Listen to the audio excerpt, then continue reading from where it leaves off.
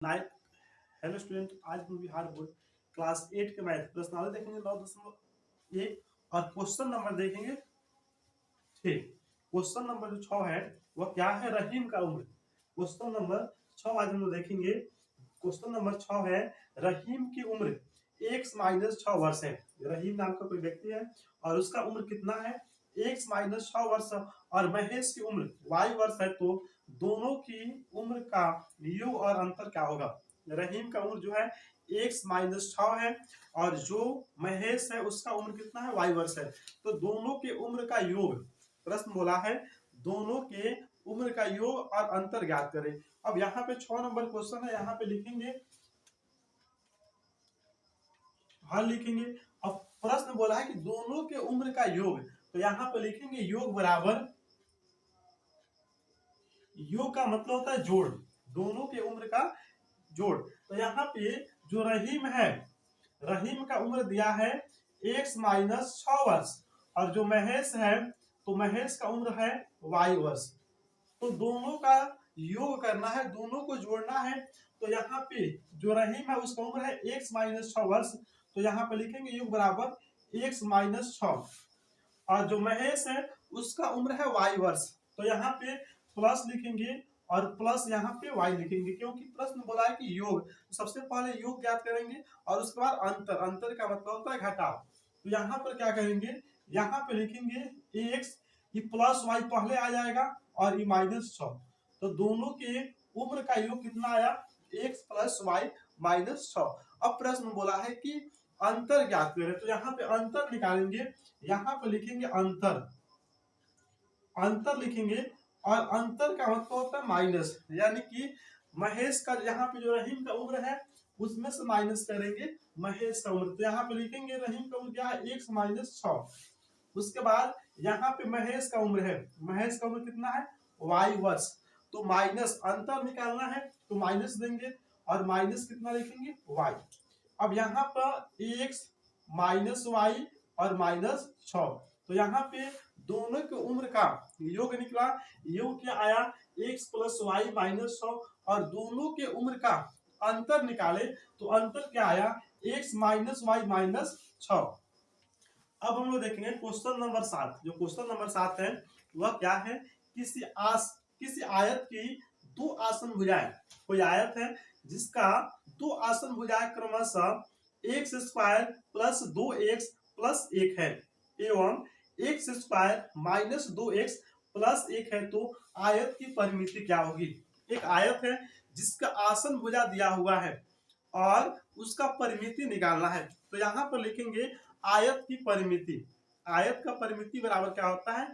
2 into लंबाई plus चौड़ाई। यहाँ पर लिखेंगे क्वेश्चन नंबर 7 है, आयत का परिमिति बराबर होता है 2 इंटू लंबाई प्लस चौड़ाई। अब प्रश्न में बोला कि एक आयत है, यहाँ पे एक आयत बनाते हैं और उस आयत का आसन भुजा दिया हुआ है। तो यहाँ पर अब आसन भुजा क्या होगा कि इसके बगल वाला भुजा, तो यहाँ पर लिखेंगे जो पहला भुजा है वह एक्स स्क्वायर है, एक्स स्क्वायर, उसके बाद में प्लस 2x प्लस 1 है और एक और जो आसन भुजा है वह है x square minus 2x plus है 1। तो इसको यहाँ पर चौड़ाई माना जाता है और इसको लंबाई।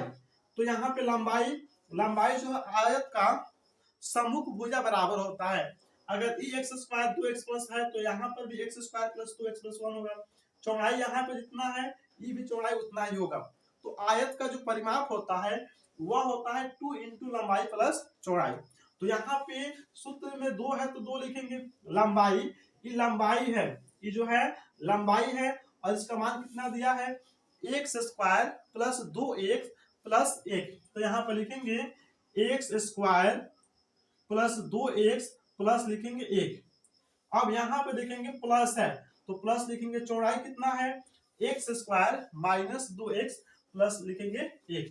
तो यहाँ पर लिखेंगे एक्स स्क्वायर, उसके बाद माइनस है, यहाँ पे माइनस देंगे माइनस 2x और प्लस लिखेंगे 1। अब यहाँ पे 2 है तो 2 लिखेंगे, ये एक्स स्क्वायर और ये एक्स स्क्वायर, एक्स स्क्वायर और एक्स स्क्वायर दोनों समान पद हैं तो दोनों को जोड़ देंगे। एक वो एक्स स्क्वायर और यहाँ पे एक एक्स स्क्वायर, तो एक और एक होता है 2, तो यहाँ पे लिखेंगे 2x स्क्वायर। अब यहाँ पर इस 2x के पहले प्लस है और इस 2x के पहले माइनस है, तो ये कैंसिल हो जाएगा। अब यहाँ पर एक है और यहाँ पर भी क्या है एक, तो एक और एक कितना हो जाएगा, एक और एक हो जाएगा 2। अब यहाँ पे आयत की परिमिति बराबर यहाँ पे लिखेंगे फिर, अब 2 में 2 से गुना करेंगे तो 2 दूना होता है 4, तो यहाँ पे लिखेंगे 4 एक्स स्क्वायर है तो एक्स स्क्वायर प्लस 2 में 2 से गुना करेंगे तो 2 दूना क्या हो जाएगा 4, यहाँ पे भी 4 इसमें भी है और 4 यहाँ पर भी है, 4 जो है उभयनिष्ठ है यानी कि दोनों में मौजूद है, तो यहाँ पर क्या करेंगे 4 को जो है कॉमन कर लेंगे, क्या बचेगा एक्स स्क्वायर प्लस 1, तो आयत का जो परिमिति आया यहाँ पे आया 4 इंटू एक्स स्क्वायर प्लस 1। अब हम लोग देखेंगे क्वेश्चन नंबर 8, जो क्वेश्चन नंबर 8 है, देखेंगे क्वेश्चन नंबर 8 क्या है, किसी त्रिभुज की दो भुजाएं, कोई त्रिभुज है जिसकी दो भुजाएं क्रमशः एक्स स्क्वायर वाई स्क्वायर है, यदि परिमिति X square plus Y square plus Z square हो तो त्रिभुज की तीसरी भुजा ज्ञात कीजिए। कोई त्रिभुज है जिसका दो भुजा दिया हुआ है और उसका परिमिति दिया हुआ है x square plus Y square plus Z square, तो त्रिभुज की तीसरी भुजा ज्ञात करें।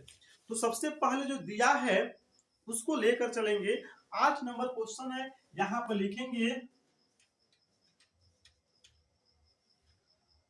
जो त्रिभुज का इसमें प्रश्न क्या बोला है, त्रिभुज की तीसरी भुजा ज्ञात कीजिए।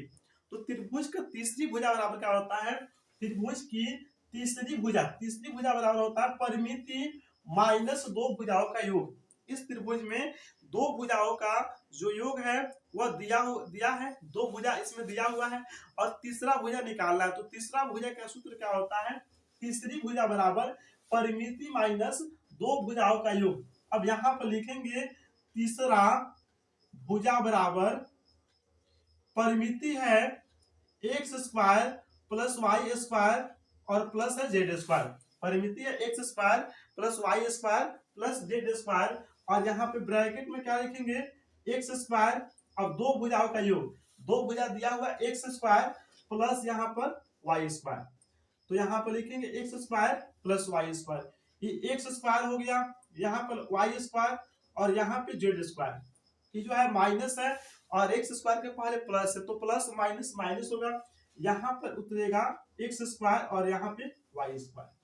अब त्रिभुज की तीसरी भुजा बराबर एक्स स्क्वायर से एक्स स्क्वायर कट जाएगा, वाई स्क्वायर से वाई स्क्वायर कैंसिल हो गया, अब क्या बच रहा है जेड स्क्वायर, तो यहाँ पर लिखेंगे जेड स्क्वायर, तो त्रिभुज के तीसरी भुजा बराबर होगा यहाँ पे जेड स्क्वायर।